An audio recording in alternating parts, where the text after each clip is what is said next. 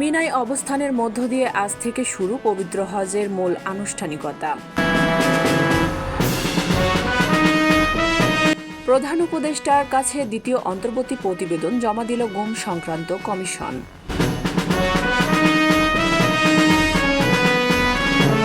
Horror museum হওয়া উচিত, গুম কমিশনের রিপোর্ট পেয়ে বললেন প্রধান উপদেষ্টা ড. মোহাম্মদ ইউনূস।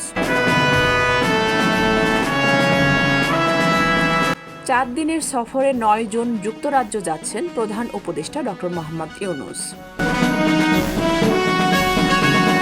আগামী 2025-26 অর্থবছরের প্রস্তাবিত বাজেট চলতি মাসের 22 তারিখ পাস হবে বলে জানিয়েছেন অর্থ উপদেষ্টা ড. সালেউদ্দিন আহমেদ। রাজনৈতিক দলের নেতাকর্মীরা আওয়ামী লীগের পথে হাঁটলে ইতিহাস ক্ষমা করবে না বলে মন্তব্য করেছেন অ্যাটর্নি জেনারেল। অন্তর্বর্তী সরকারের মেয়াদকালে শিক্ষা কমিশন গঠন সম্ভব নয় বলে জানিয়েছেন শিক্ষা উপদেষ্টা। ভুল সংবাদ প্রকাশ করে মানুষকে বিভ্রান্ত করলে সরকার আইনানুগ ব্যবস্থা নেবে বলে জানিয়েছেন উপপ্রেস সচিব। বাজেট একমুখী ও গতানুগতিক বলে মন্তব্য করেছেন আমির খসরু মাহমুদ চৌধুরী।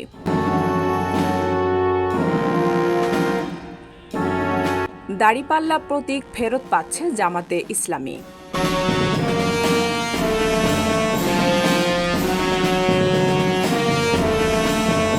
ইশরাক হোসেনের শপথ গ্রহণের বিষয়ে আদালতের রায় পর্যবেক্ষণ করছে ইসি।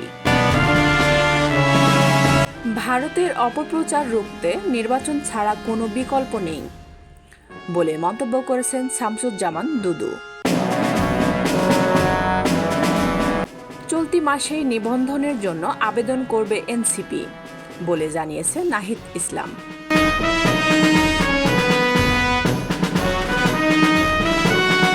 ঈদ উপলক্ষে বিআরটিসি বাসের স্পেশাল সার্ভিস শুরু আজ।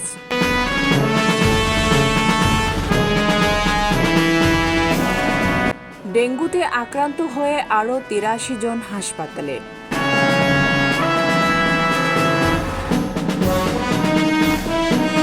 বৃহস্পতিবার থেকে টানা 10 দিনের ঈদের ছুটি শুরু।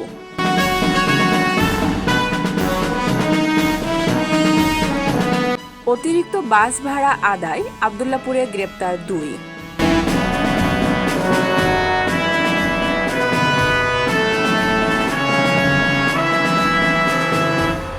নাটোরে পুলিশ পরিচয়ে ছিনতাই, প্রধান আসামি গ্রেপ্তার। পঞ্চগড়ে বিদ্যুৎ পৃষ্ঠে শিক্ষার্থীসহ 3 জনের মৃত্যু।